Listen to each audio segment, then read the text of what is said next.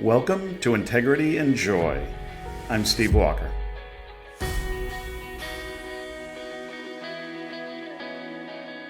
So welcome to Integrity and Joy. I am Steve Walker, former U.S. diplomat, activist, educator, and now life coach, meditation teacher, and podcaster. Welcome. This is episode 20, a long time in the making. And I'll tell you more about that in a minute. If you're new to the podcast, thanks for tuning in. If you have been listening all along, thank you. In all cases, I hope you're following the podcast. If not, please do so today and leave a rating and review. We'd love to get as many 5-star ratings as possible. It gets the podcast in front of more people, and it will take you, 2 seconds to do it. So please do it before you leave today. So this is a long time in the making. If you've been watching or listening for a while, right? This is actually the first time that we're intentionally recording video. So we're figuring out if we want to do it for the second season. But anyways, if you've been listening all along or for a while, you'll know that every week, Tuesday morning early, a new episode would come out. And the first 19 went just like that, so easy. And I was really looking forward to episode 20 because it was going to be the last one of season 1. So I was kind of excited about that. And there's data that says that most people don't make it to episode 20, that most podcasters quit before then. So I was like, well, then I don't think I'll have any problem making it to 20. Well, I had no problem making it to 19. And then the universe hit the pause button on my life. I got very sick. I spent a couple of weeks in the hospital, but I've been battling something for 2.5 months, at least, almost 3 months. And it's been a heck of a wake-up call and a lot of life lessons that have either been learned or relearned or affirmed over the last couple of months. And I thought I would share that with you. I thought that today I would share what's been happening and my reflections on it, because I think it could help somebody, it could resonate with somebody, and I think it's about a lot of the stuff that we talk about in terms of how to live a good life and how to deal with adversity and how to be fully present and control what you can control and let go of the rest. So that's what I'm going to talk about today. In advance, if anything resonates with you, I hope you'll reach out and have a conversation, maybe about how one-to-one coaching could maybe help you, or an integrity circle, or at least make sure you're following me on social media at Integrity and Joy. But ideally, if something resonates in this or any episode, and you'd like to talk about how life coaching might be of help to you, go to integrityandjoy.com and you'll get more information. The first call is always free, so there's no risk to it. Anyways, so early mid-April, feeling good. Spring's here. Looking forward to the summer. Went to a concert. Got home. And as I started to get out of the car, I couldn't move because I had this excruciatingly sharp pain in my upper middle back, right between the shoulder blades, just off of the spine. And it took me by surprise. It took my breath away. And I was like, oh my gosh. And I did nothing to cause it, I thought. And eventually I made it inside and couldn't really sleep that night. Didn't really eat the next day. Really just in a lot of pain, very uncomfortable.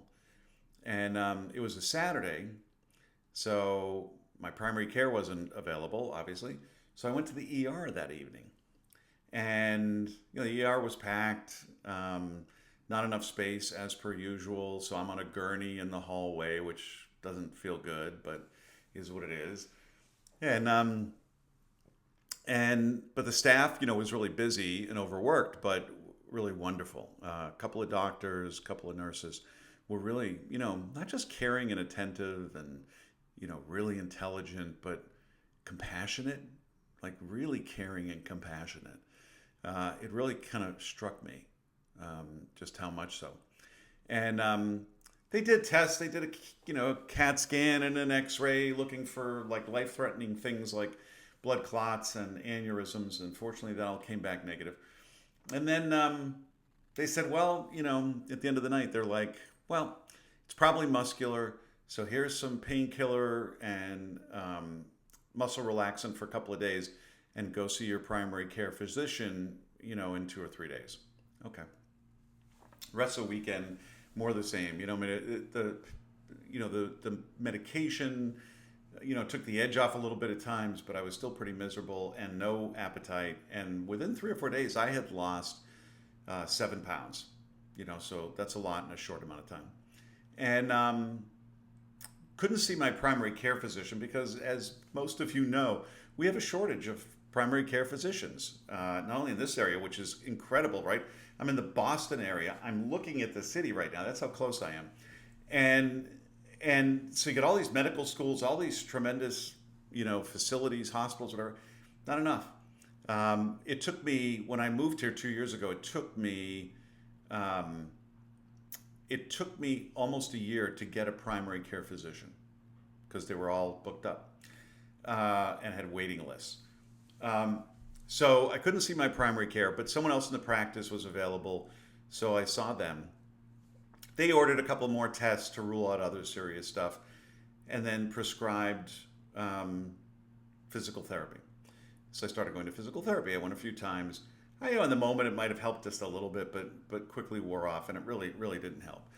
And so I then started to feel worse and started to have some other symptoms. And I called up the primary care physician's office again and said, hey, I've got a follow-up visit in a couple of weeks, but I really need to see somebody now. I feel pretty miserable. And they're like, well, we could move you up a week, but nothing before then. And I said, well, but this is really bad. And they said, well, then go to the ER. And I thought, well, that seems like an unsatisfactory answer, but it is what it is. So it was a Friday, late in the day, and I went to the ER. And again, on a gurney in the hallway. But fortunately, I was assigned to a physician's assistant who said, look, you were here 3 weeks ago with this back pain, and you've got a couple other things going on now, but no one's been able to figure out what's going on with your back pain. We're going to figure this out tonight. I thought, oh, thank goodness somebody's finally going to give me the right help. And so she wanted to order an MRI of my whole spine, which I was very happy about. And then her boss came by 15, 20 minutes later and said, no, we're not going to do that, because if they found something like a herniated disc or something, that's a tough part of the spine to get to surgically, so they're probably not going to operate, so what's the point? Well, I think the physician's assistant went back to him and said, hey, this guy needs some answers, and an MRI might show something, and it's up to the neurosurgeons to decide whether to operate or not, but it might show something else other than a disc, and let's get this done. So he came back, and to his credit, he said, okay, sure, change my mind, I'm persuaded, let's do it. So they did an MRI. That showed something was going on. They did a couple of follow-up MRIs to get a better look at two different parts of my spine, and admitted me to the hospital. And in the morning, first thing in the morning, 7 o'clock in the morning, a neurosurgeon comes by with my MRI and says, you have an infection in your spinal cord and on your spine, and you have an abscess next to your spinal cord that's infected. I'm like, what? That's a thing? You can get a infection in your spinal cord and in your spine? He's like, yeah. I said, oh my God. How does that happen? He said, well, who knows? He said, could have been just a cut or a bug bite or something like that you didn't notice that got infected. And, the organism gets in, the bacteria gets in, and ends up deciding to camp out in your spine. It was also my blood, which was very worrisome because of sepsis, and it can spread to other organs and other parts of your body. And but I felt remarkably good, considering the pain and considering some of the other symptoms. And the neurosurgeon even said something about it. You're like, wow, he says, this is a little bizarre. He said, people with this MRI looking this bad don't look like you do. Like, you look pretty good. He said, it's a testament to how well you've been taking care of yourself, I guess. Though within 36 hours, I was in pretty bad shape. I was even hallucinating a bit, and ended up sleeping for about 48 hours. And just my body was using all its energy. That's why I'd lost so much weight. By this point, I'd lost 25 pounds in 3 weeks, and when I woke up, I felt like a 96-year-old man. I had no energy. I had to lie down if I did the simplest thing. I couldn't walk, more than a room or two away. And my body just needed everything it could to fight this thing. And so they put me on really strong antibiotics. And the first week, they were able to get the infection out of my blood, which was a relief. And then this, by the end of the second week, I was in good enough shape that they could switch me to an antibiotic that I could administer from home with a PICC line. So they put a catheter basically in through my arm all the way to my heart, and then I could, with an IV port at the end of it, and I could inject myself several times a day with antibiotics, still very strong antibiotics, and that meant that they could send me home after 2 weeks, which was a relief. But it was really, it was, I think looking back, I was not quite as aware of how serious it was. The infectious disease doctor last week said to me 4 times, we were really worried about you when you were in the hospital. So I was very sick, I guess. And which I kind of knew, but I don't think fully appreciated. And partly also, so this is where some of the life lessons come in. First of all, obviously, I always preach, everything's temporary. You never know what's going to happen tomorrow. Well, in this case, yeah, my life went on hold for a couple of months, basically, because everything's temporary. And the universe, threw me a curveball, and I had no control over that, right? So I had to accept that. I had to accept that everything is temporary, and right now, this is what's in front of me. But also, hopefully, that with good healthcare, and I'm fortunate enough to live near a good hospital, a lot of good hospitals actually, and to have good insurance. Even then, it's expensive, but I can handle that. So I'm fortunate. Like many people aren't, and unfortunately, it looks like even fewer people are going to have access to any kind of affordable healthcare in the very near future because of this bill that currently is being voted on in the House this week. So I'm fortunate, but at the same time, very much aware of okay, everything's temporary, but hopefully this illness is temporary. All I need to do right now is focus on this moment and getting healthy and doing whatever I need to do to help my body heal itself, and to work with these wonderful professionals. And virtually every doctor and nurse, every person in the MRI unit, they were wonderful. I mean, just really caring, generous souls. So I'm very appreciative to them. But it also forced me to, I think, focus on something else I preach a lot about, really shrinking our circle of concern, the stuff that we worry about and think about and want to control or influence, but really a lot of it we don't. And then grow the circle of control, the stuff that we actually can control and influence. And in this case, most stuff I had to let go of and surrender. And I interestingly enough, surrender was like my word of the winter. I was really focusing and meditating a lot on that, and surrendering what I couldn't control. And this was a moment where I had to do that, where I had to really focus on what I could control, very little.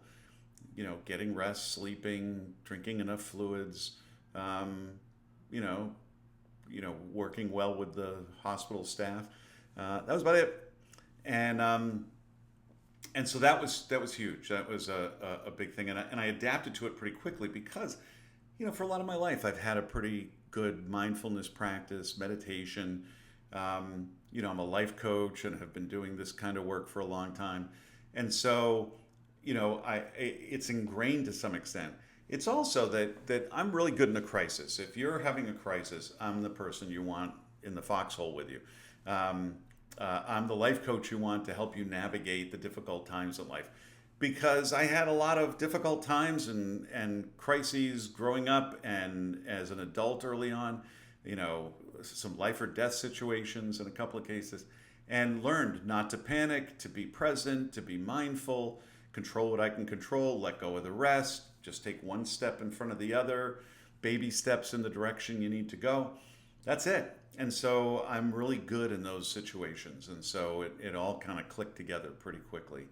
Not that I didn't have my moments of like, worrying, about the infection spreading or it getting even more serious, but really was pretty good about staying in the moment. And so I'm very grateful for my mindfulness practice, my meditation, and a lot of the work I do with clients because it all, I had to put it into practice and it worked pretty well. So lessons for all of us, right? In addition, you know, particularly growing up and early in my adulthood, I was not really good at asking for and receiving help. I was brought up, my dad in particular was a, pull yourself up by your bootstraps and suck it up kind of guy. Would send me to school sick, uh, and then the school would send me home because I was throwing up. But I've learned throughout my adulthood more and more to be willing and able to ask for and receive help. I still struggle with it at times, for sure. But this was a great example of that, where I really had to, you know, ask for and receive a lot of help constantly. And so I'm grateful I was able to do that. Um, it was also a great reminder of just taking care of and listening to our bodies in general. Again, like I fared better probably because of taking pretty good care of myself in general.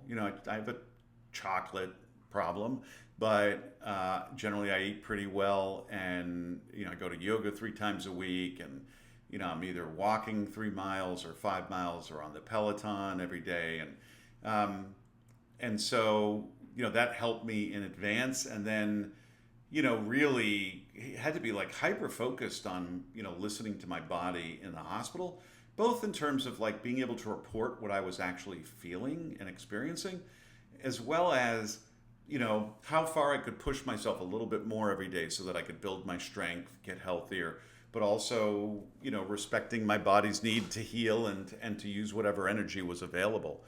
And take naps and rest and not push myself too hard. So that was like great. I mean, in some ways, it really focuses you, and it's a good life lesson that I'm got a new water bottle. My daughter nudged me so that I would drink more water. So there we go, and that's made a difference. And so really, you know, important reminders about listening to our body and the connection between the mind body. You know, connection. I did a lot of visualization. Visualizing myself, my body healing itself. I don't know whether that helped physically. I think it probably did, right? Because our brain does respond to that stuff. Visualization is indistinguishable from reality in terms of our brains. So it probably did help to some extent, but it certainly helped in terms of my focus and my mood and, um, you know, giving me something to feel like I was contributing in some way to my healing. Um, and and then I think also, having a prolonged crisis in which I was limited for a long time in terms of what I could do. Because even after I got home, still on the antibiotics, the IV antibiotics, I'm still on, excuse me, antibiotics. I'm taking oral antibiotics for another 5 weeks. So I'll have had 12 weeks of antibiotics total, um, which is incredible, right? I mean, but we want to get this under control. It can still come back within a year or so, which is sobering. But but obviously we would catch it faster and it wouldn't get as bad. But really, you know, was very limited when I got home for a couple of weeks in terms of what I could do. So with life on hold like that for a while, you know, there's time to sort of reflect and, you know, think about my priorities and how I spend my time and, you know, am I really, you know, fulfilling my purpose? You know, how strong a sense of purpose do I have? And so it's helped me, like, you know, make some adjustments that I'm still figuring out in some cases, but in terms of how I spend my time and how I organize my time and, you know, some of the things with my business that I was sort of exploring or tinkering with, and I'm going to let go and really focus on the core parts of my business, which are, you know, one-to-one coaching, launching integrity circles, which are these small groups of 5 to 8 people who are committed to each other's personal and professional growth. Really wonderful, especially during this time of feeling more isolated and lonely for people. And this podcast, building community. I mean, helping individuals and building community. I think that's like what my purpose is right now. So if something's directly related to that, great. And if it's not, forget it. And I'm trying to, you know, build this sense of community, you know, for people because we all need it. And particularly now in our society, we need it. We need to feel more connected to each other, caring towards each other, look out for each other more, spread more love and compassion and empathy. So that's what I'm about. So I'm going to focus on that and try and let go of the rest of it. So you know, even in, you know, a storm like I was experiencing, there's a silver lining to the dark clouds. And again, most of our growth and insights into ourselves comes during and out of crises, right? Big changes that we didn't anticipate that kind of make us uncomfortable or scared or whatever. But now all of a sudden we're more open to change. We're more open to looking at ourselves honestly and accurately. And so it's an opportunity as well. And so I'm trying to seize the opportunity to reflect and make adjustments in my life because as I learned again, everything is temporary, including life. We don't know what's going to happen tomorrow. We don't know if we're promised tomorrow or not. We're not. So, you know, so I think it's important to you know, remind ourselves that life is precious and it's limited and we don't know how limited it is. So let's focus on the things that really matter and let's focus on more love and more compassion for ourselves and each other. And that's what I'm going to be about. Even more so than before, even though that was my primary focus before. But now that's it. That's my litmus test. So anyway, so that was in some ways a blessing. And again, you know, I think lessons learned in terms of the healthcare system. I think it's a lot of it is like reminders that there is a bit of scarcity, right? It's a limited commodity, and we need to figure out how to fix the primary care physician problem. You know, that scarcity and access to it. We obviously need to fix the whole health insurance fiasco. Like, you know, it got a little bit better because of Obamacare, and now we're seeing that reversed in some ways with Medicaid being cut to some extent, and Medicare is going to have a financial crisis, you know, 10 years from now or so. So we need to fix this stuff. We need to make sure that people have access to healthcare. It's ludicrous. Again, there were still challenges and expenses in my situation, and I'm pretty fortunate, right? It's not like I'm so wealthy that I can afford premium healthcare all the time immediately, but you know, I'm pretty fortunate for middle class, and yet still it doesn't work exactly the way you want it to work, and then you know, hospital space and availability, and I'm lucky. You know, they might have been overcrowded, but, you know, and put me in this like one person room with another person, and they had most of the room, and I had this little like end of it by the window, right, cramped in. But still, there are people maybe even listening and watching who, you know, they don't have a hospital within a couple hours, right? For rural areas, like they're, you know, that's a real problem. And there are more rural hospitals that might be closing because of these Medicaid cuts. So, that's a huge problem that we need to address, right? Just basic access to healthcare. And then I think one thing that was really beneficial to me, to any of you healthcare providers out there, the extent to which doctors and nurses were able to be very kind of transparent in their thinking, and help me understand like what was going on and what they were doing and why, and have it be a little bit of a conversation in that case. Didn't take a lot of time, but it meant a lot, and it helped me. And it helped me focus on what I needed to focus on in terms of healing. So that was tremendous, and giving them feedback, what was working, what was not, how I was feeling in response to certain types of treatment, and I think that was really helpful too. And being an advocate for myself, we need ourselves or a relative or a friend with a healthcare proxy for us who feels up to it and capable to be an advocate for us. But we need to manage our own care to some extent. We need to advocate and ask good questions. And I always ask the experts at the end, what questions should I be asking that I didn't ask, or what would you ask in this situation? And they appreciated that. I think that was a big lesson. You're part of a team, and you gotta participate, not just sit there and listen and not ask questions or give feedback.